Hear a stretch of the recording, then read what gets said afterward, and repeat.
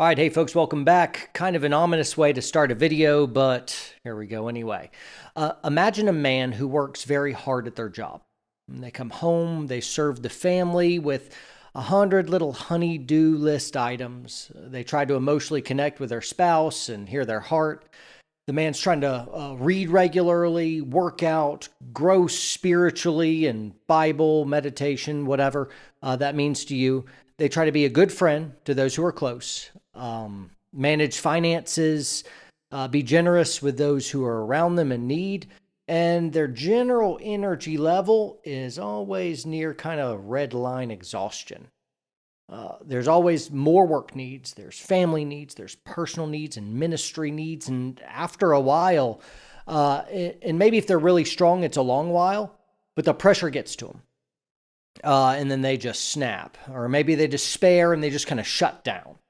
And after burnout's kind of run its course, they muster their energy back up, dive back into responsibility of the day, and they start the arduous practice of working hard everywhere all over again.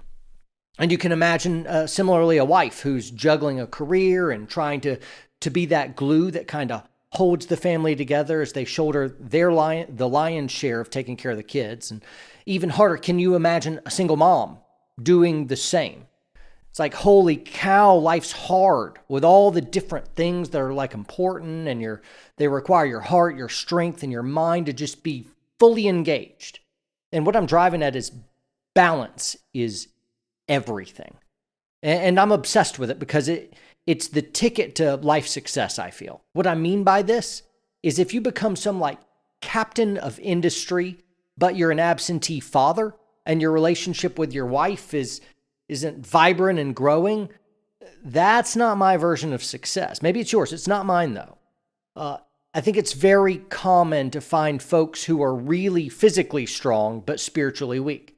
And I don't want to just crush reps at the gym and not also work tirelessly to grow mentally through reading and reflection. We're not actually living in an age where we're hunting with a spear. But we're trying to cleverly make a living in a digital age of ones and zeros. So we wear suits now and not loincloths, right? Also avoid the desire to escape your responsibilities, as all this kind of looks like a storm cloud, and I don't intend it to be. So as many of those things, those burdens, responsibilities, are the things that actually bring us joy and fulfillment. So you don't need to run from your life. We just need to rebalance and set boundaries. As the great C.S. Lewis says, it's not the load that breaks you down, it's how you carry it. So I imagine like carrying a mattress. A mattress isn't heavy, but it's just so bulky and awkward, it's cumbersome to carry.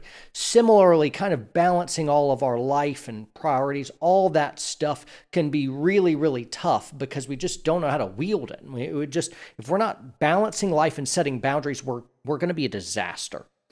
So as for life balance, I wanted to mention that I'm not a master at this. I'm a student who's still just desperately striving to be better. So understand I'm a guy just like everyone else, trying to grow. And really, first and foremost, I'm making this video for me. So I just started writing today because it's a message I need to hear over and over again. And I expect I'll return to this video and play it over and over again because I need it. So this is for me. Even if you guys out there are like, that was stupid, of like, whatever, then this will just be me. It'll have one view and one thumbs up, and that'll be mine. So anyway, in light of the important context of life balance, I wanted to have a quick discussion on expectations and how they can disrupt your life balance and literally steal your joy and destroy your self-worth. So here are 3 bullets of truth for you and for me. We'll go for there. So bullet number 1, you've got to be able to see your limits. You cannot live up to everyone's expectations and meet everyone's needs fully. You just can't. If you gave your work everything they asked you for, you completed all the tasks, new tasks would immediately come and a heavier workload would be assigned because after all, you're a good worker, right? And you can handle it. So your boss will always want a little bit more. Enough never stays enough in life. Have you noticed that? You'll always want a little bit more money, a little bit more prestige, and it may just be the nature of ambition in general. Though ambition is good, it can easily denigrate into something very unhealthy and make you greedy and selfish. So, anyway, your family will also always want more financially, more of your time, more of your attention, and your love. If you're giving to others, there will always be far more needs to meet and more hands thrust out waiting to be filled. So maybe you're stuck trying to please a father who you will never be able to please him. Not because you're not good enough, but because his expectations are stupid, unhealthy, and insane. So that's number one. See your limitations. All right, bullet number 2, set boundaries. You have to decide how much is good enough in each area of your life. And with incredible discipline, protect those boundaries. What my high school coach didn't understand in saying, give it all 110%, is maybe that's pragmatic on a football field or whatever sport you played. I was wrestling, so we'd give 110%, great. But life, what does that look like to give life 110%? 110% at work, 110% with my 110% with my wife, 110% at rest, 110% reading. Like, that's not practical. You can't do that. The pie runs out too quickly. And really, as I maximize one area of my life, it's at the expense of another. So you have to be able to set boundaries. Life is not a sprint. It is a marathon. And if you treat it like a sprint, you will impress yourself and others for a while, but then you're going to gas out and fall out. You can't sprint a marathon. I remember seeing this in the military, doing our 2-mile run PT test. I would immediately try to fall into my own pace, but was irritated to see the mob of soldiers around me pass me off the line like I was standing still. But one by one, I'd catch up to them and I'd pass them because they didn't pace themselves, right? Life is a marathon. You cannot give everything 100% all the time. You're not a machine and you know it. You've got to be able to rest well. Pace yourself in how hard you work at your job, how much energy you invest in your family and your friends and your fitness and in shooting and training and everything else you can think of, right? That's bullet 2. Number 3, be content. And this is probably the hardest. You have to be content with your output even when others say it isn't enough. I think one of the greatest fears a man has is probably not measuring up.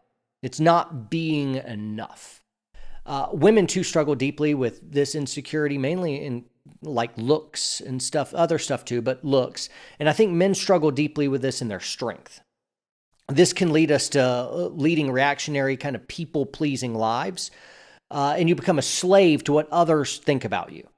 So you'll be controlled by the people who hassle you the most to perform. And the trick is in setting boundaries and how much you can and will give, and then being able to be content with yourself, even when others kick and scream about it. So I know of no other way that you can live a long and healthy life than making sure you're seeing your limits, setting your boundaries, and then trying to be content with all the rest. Because if you're just living to please everyone that's screaming anything, you're just going to end up being worn out and you're going to fall out, right? So guys, you got this, and you are enough.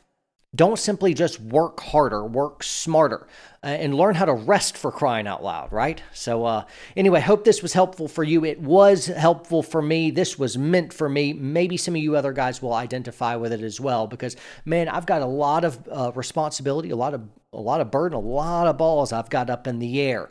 And man, I've got awesome joy in my life. I'm a happy guy, but man, it's exhausting, and I'm always trying to figure out how in the world do I do life better and smart and not borrow from Peter to pay Paul, so to speak. So anyway, let's train hard and train smart and live smart, right? So anyway, guys, party on. See you next time. Yeah, for that.